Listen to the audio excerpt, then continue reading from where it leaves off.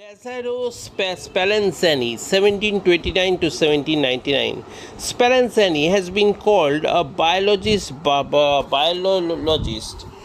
During the 18th century, he posed many basic biological problems and answered them by devising experiments that evoke admiration among modern biologists. His great talent might have made him a noted classical scholar, a shrewd lawyer, and a devoted priest. As a restless youth, he was attracted to all of these callings.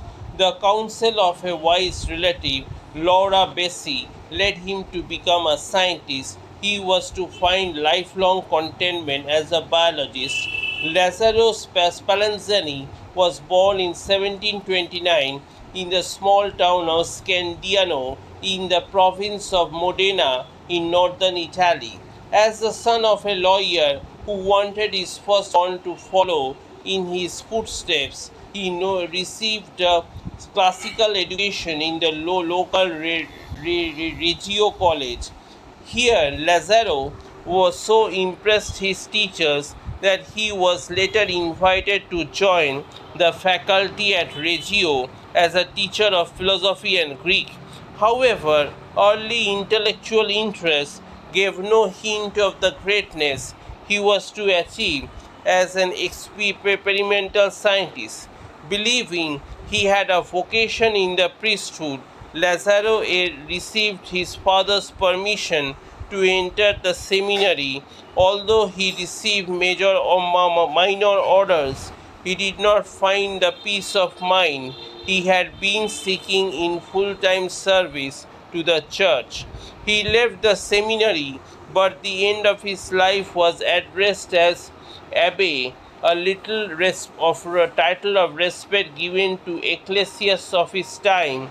After his departure from the seminary, Lazarro became a professor of Greek at Reggio College, but his sharp, inquisitive mind was not satisfied by the contemplation of the past, for Lazarro could not see himself devoting his life to the study of the dead language.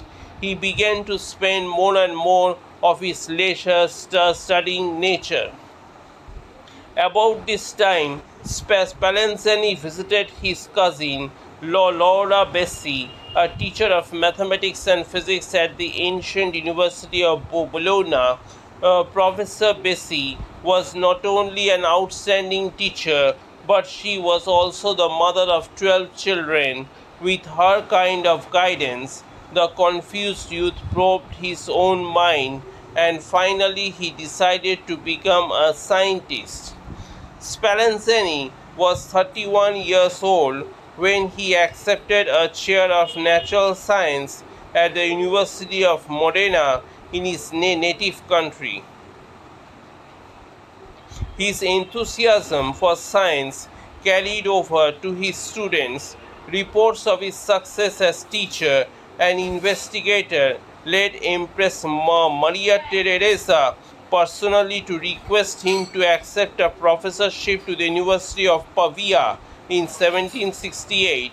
Spallanzani began his long association with Pavia when he received royal assurance of his freedom to develop a department of natural science and a liberal budget for the establishment of a museum of science.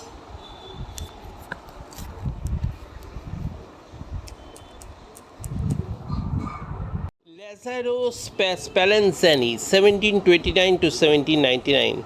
Spallanzani has been called a biologist. During the 18th century, he posed many basic biological problems and answered them by devising experiments that evoke admiration among modern biologists. His great talent might have made him a noted classical scholar, a shrewd lawyer, and a devoted priest. As a restless youth, he was attracted to all of these callings.